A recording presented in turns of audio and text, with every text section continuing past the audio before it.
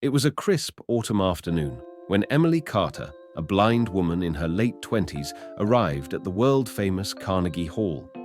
Though she couldn't see the majestic chandelier or the velvet-lined aisles, she could feel the music vibrating through the very bones of the building. Beside her was her younger brother, Jake, a passionate music lover who often guided her through the world with words. Today, he had managed to get her into an open rehearsal, a rare chance to experience the raw heartbeat of a symphony in the making. The performer on stage was none other than Victor Langston, a globally celebrated pianist whose hands had graced keys on every continent. His concerts were legendary, but his ego was even more so. As Victor's fingers danced across the keys, Emily leaned forward slightly, humming in harmony with the music. It was instinctive, almost like a reflex from her soul. She didn't know the piece, but she felt it. She always had that gift hearing beyond notes into the spaces between them. Her soft hum, barely audible beyond Jake's shoulder, somehow floated just enough to catch Victor's ear. He paused for the briefest moment, his eyes narrowing as he glanced toward the seating area. A flicker of irritation passed across his face, but he continued playing. Jake noticed the look, but said nothing. He had learned long ago that Emily could handle herself often with more grace than those who pitied her. When the rehearsal paused for intermission, Victor made his way toward the edge of the stage, sipping from a crystal water bottle. As his eyes landed on Emily, he sneered. "Even the blind pretend to understand my music these days," he said loudly enough for several crew members to hear. Laughter rippled around the hall, sharp, ugly, unkind. Jake's face flushed red with anger. He stood up, ready to say something, but Emily gently tugged his sleeve and remained seated. Her calm demeanor only emphasized the cruelty of the remark. Victor, clearly enjoying the attention, added, "Must be some kind of stunt. Sympathy tickets or a charity case, perhaps." Still composed, Emily tilted her head in Victor's direction and replied, "I don't need eyes to feel music, only a heart." Her voice was soft, but it carried like a note held in still air. The laughter died. A few heads turned. Victor said nothing and walked away. The atmosphere shifted tense, uncertain. But it was enough. Emily had answered not with anger, but with truth. And truth, like music, has a way of resonating long after the sound fades. Jake squeezed her hand, pride and frustration mingling in his chest. From the back of the hall, the conductor, Mr. Gregory Shaw, had witnessed the entire exchange. A man of quiet dignity, he approached Emily once the hall began to empty. "Miss Carter," he said gently, "I owe you an apology on behalf of our company." Emily smiled, accepting the sentiment, but Gregory wasn't finished. "Would you be willing to play something?" "After the rehearsal?" he asked, curiosity lighting his voice. Emily hesitated. She hadn't played for strangers in years, only for Jake late at night in the quiet of their small apartment. "Please, Em," Jake said softly. "Let them hear what I hear every night at home." With a slow, deep breath, Emily nodded. When the hall emptied and only a few staff lingered, she made her way to the grand Steinway. Her fingers hovered above the keys just for a moment.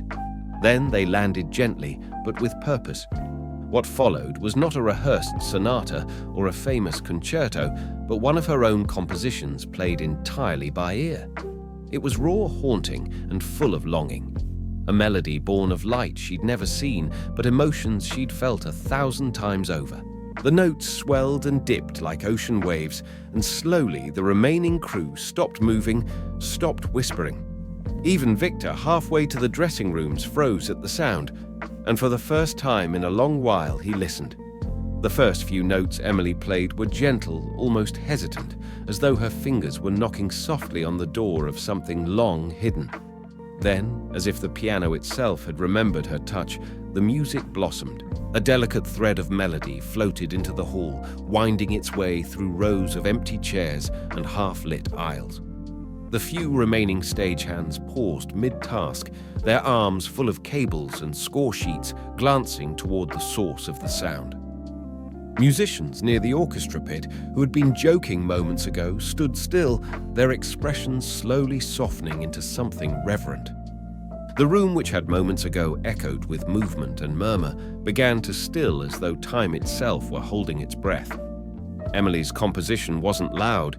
It didn't dazzle with complexity or speed. Instead, it whispered truths people forgot they carried.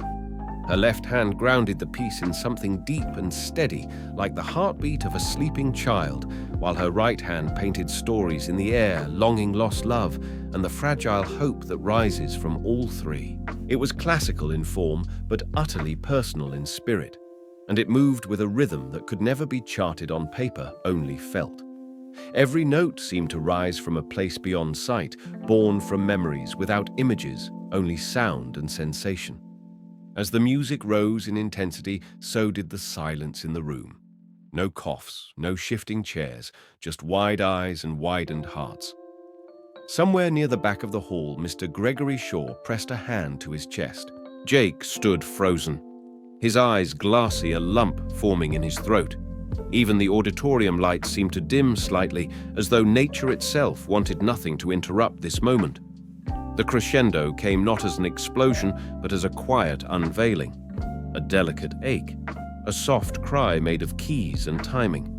It sounded like forgiveness, like truth, like something Victor Langston had spent his whole life trying to control but never quite touched. At that very moment, Victor, who had been on his way to the dressing rooms, stopped. One hand still on the handle of the side exit, he turned, slowly. His jaw clenched, not in anger now, but in disbelief. The music did not ask for his approval, yet it demanded his attention.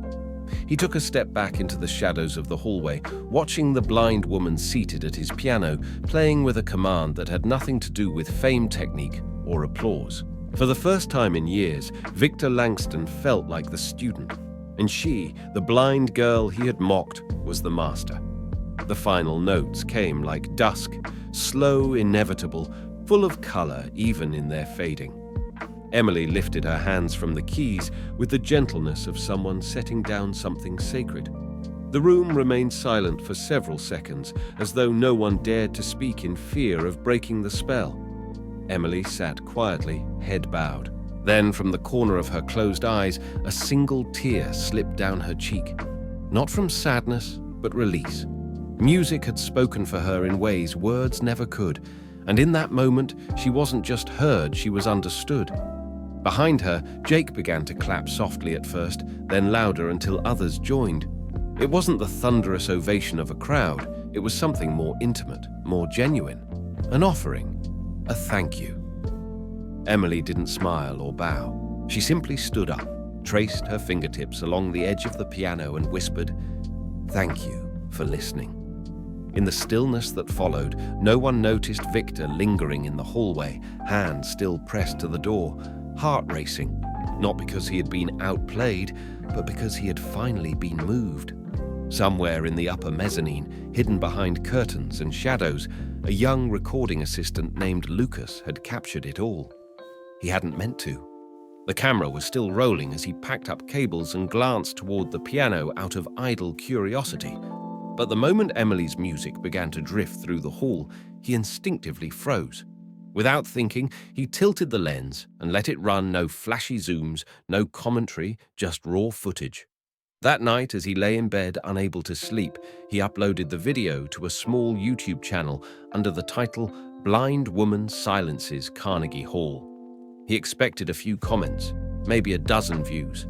What he got instead was history in the making. By morning, the video had been shared on major music forums, retweeted by influencers, and broadcast on morning shows across continents. Celebrities, artists, and everyday people alike began posting reactions, many of them in tears. People weren't just amazed by Emily's playing. They were moved by the emotion, the courage, and the quiet dignity she had shown in the face of cruelty. Her name trended globally within 12 hours. Emily Carter became a household name without PR agents or record labels. She had entered the world stage with nothing but truth in her hands and music in her soul. The world, however, didn't forget how the moment had started. Victor Langston, once untouchable in the world of classical music, found himself at the center of a firestorm. Clips of his mocking comment were edited into reaction videos and news packages drawing harsh criticism. Memes circulated. Concert sponsors pulled out. Some demanded his resignation from music academies, he advised. But perhaps what stung most wasn't the backlash, it was that he now had to watch the world fall in love with a kind of music he had forgotten how to make. Not the kind polished by fame, but the kind forged in feeling. Within a week, Victor stood at a podium before a wall of cameras, his reputation on the line. But this time, his voice wasn't smug. It cracked. "Emily Carter reminded me what music is truly about," he said. "I've spent too many years chasing perfection and applause, and in the process I lost the heart of why I began playing in the first place." He paused, then added, "I would be honored to share a stage with her if she would allow it." That same evening, Emily's response was short and gracious. "Only if the opening act features children from blind schools. Their music deserves a stage too." The deal was set. Rehearsals began that weekend, tense at first, full of unspoken tension and fragile egos. But slowly, through shared rhythms and missteps, the ice began to thaw. The night of the benefit concert arrived like the overture to something bigger than music itself. The venue was overflowing, every seat taken, the walls lined with press, and thousands more watching live online.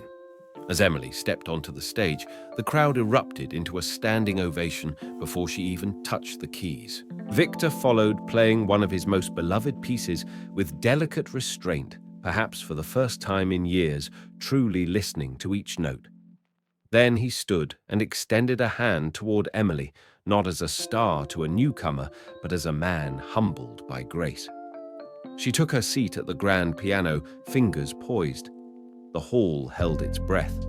Their duet was a piece they had composed together, an interweaving of Victor's classical roots and Emily's soulful phrasing. At one point, she leaned into a note so gently it felt like a whisper across the universe. When it ended, there were no words, only the sound of hundreds rising to their feet, some wiping away tears. But just when it seemed the concert had peaked, Emily turned to the microphone. "There's one more piece," she said. "It was the first song I ever learned from my mother." What followed was a lullaby, simple and pure, echoing through the concert hall like a prayer. And as the final chord faded, the screen above lit up with a black and white photo of her mother holding a young Emily at a second-hand piano. In that moment, nothing else mattered.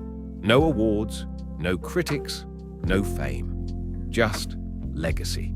Just love.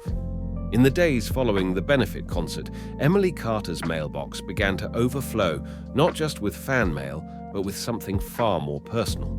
Letters arrived from blind children across the globe. Some came from small villages where piano keys were only dreams, others from crowded cities where they had been told they'd never play because they couldn't see the sheet music.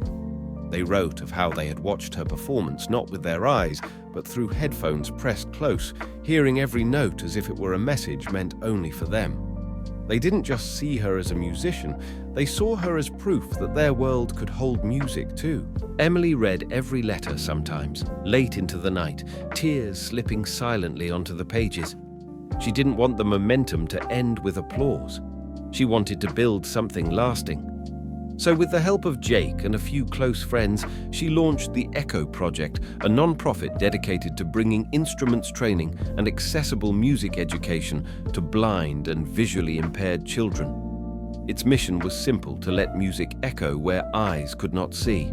Donations poured in from around the world, but the one that meant the most came from an unexpected source. Victor Langston, once the man who mocked her, now became one of the Echo Project's first major patrons. He donated a significant portion of his concert earnings to fund scholarships, purchase tactile sheet music, and send instruments to underserved schools. In an open letter posted to the project's website, Victor wrote, "I once believed mastery came from perfection. Emily showed me it comes from connection. I can never repay her for that, but I can help her reach the next generation." Emily, in her signature grace, replied with only 2 words: "Thank you." Though the world begged her to tour record and sign with major labels, Emily chose a quieter path. She began teaching part-time at a community center just outside her hometown, a modest building with peeling paint, but walls that now pulsed with possibility. Her classroom had no rigid curriculum. Instead, she taught how to feel tempo with the chest, how to hear chords as conversation, how silence was as powerful as sound. Sighted or blind, every student walked away, not just with lessons, but with a deeper understanding of music's soul. Parents who once doubted their children's potential now waited in hallways just to listen. Children who had been dismissed in school concerts began composing their own songs. And Emily. She stood at the center of it all, not as a celebrity, but as a guide. She never introduced herself as the woman from Carnegie Hall. She never needed to. Her students didn't care about fame.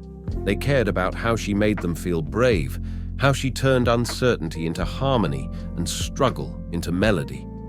Each afternoon after class had ended and the last child's footsteps faded down the hallway, Emily would often return to the piano. Not to practice, but to reflect. Sometimes she would play the lullaby her mother taught her, letting it drift into the empty room like a benediction. Other times she would simply sit in silence, hands resting gently on the keys. It was in those quiet moments that she felt it most clearly, the echo she had set into motion. Not the echo of applause, but of change of hope. And in that stillness she smiled, not for the fame she had gained, but for the lives now learning to sing because she had once dared to play. The ripples Emily Carter created began to reach places even she never expected. Music conservatories, long known for rigid traditions and exclusionary standards, slowly began revising their curricula. Instructors across the globe introduced modules on non-visual learning, teaching students to internalize rhythm through movement, to read music through Braille, and to understand sound not just as notes on paper, but as something to be felt. For the first time, blind and visually impaired students weren't taught how to adapt. They were taught with dignity, as if their way of experiencing music had always belonged in the room. And in truth, it had. It simply needed someone like Emily to unlock the door.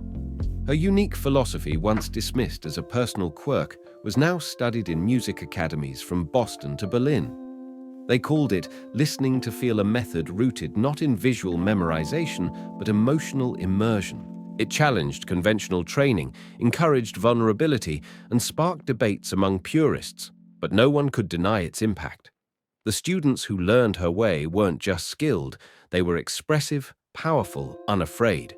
And in recitals around the world, young musicians, sighted and blind alike, spoke of the woman who taught them that music lives inside, not on a page.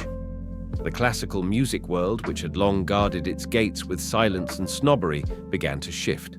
Prestigious orchestras began hosting auditions without requiring sight reading. Concert halls installed tactile guides along stages and Braille programs at every seat. Scholarships were renamed. Doors that once remained tightly shut for those who didn't fit the mold were now opening not just for the disabled, but for anyone who had been told their voice didn't belong. And quietly in the background, Victor Langston was still learning. Years after the concert that changed his life, Victor released a memoir titled "Silenced by Sound: How I Learned to Listen." In it, he recounted his rise, his arrogance, and the moment a blind woman's piano playing undid everything he thought he knew about greatness. The book became a bestseller, not just because of his fame, but because of his honesty. He dedicated the final chapter to Emily. "She taught me that music isn't what you play," he wrote. "It's what you're brave enough to hear." And those words etched on the final page rang louder than any standing ovation ever could. Years passed, and Emily continued to teach, mentor, and quietly change lives. But as her fingers began to tire and her hands ached more often than they once had, she decided to return to where it all began for one final performance. The same hall where she had once been mocked now bore her name in the program's headline. Tickets sold out in minutes. That night, Jake sat in the front row, a few grey strands in his hair, a camera gently cradled in his hands. He didn't film out of duty. He filmed because he wanted to remember every breath, every note, just as he had on that very first day. Emily walked to the piano alone. No fanfare, No introduction. Just her and the keys. She played the same original piece that had silenced the world all those years ago. But now it had a name, The Awakening. And it had grown not in complexity, but in soul. Each note carried the weight of a journey from pain to purpose, from exclusion to transformation. When the final chord lingered in the air, the audience did not simply applaud. They rose, slowly together in quiet reverence. Not for a blind pianist, but for a woman who had redefined what it meant to listen. In every tear that fell and every hand that clapped, there was legacy. A legacy not built in gold records or trophies, but in the hearts she had helped hear again. If this story moved you, if Emily's music reminded you that greatness isn't about what you see, but what you feel, then let that echo continue. Share this video with someone who needs hope. Leave a comment below telling us how her journey touched your heart. And if you believe, like we do, that everyone deserves to be heard regardless of their limitations, then hit that subscribe button. Because at Deep Inside HQ, we're not just telling stories, we're amplifying the quiet voices that change the world.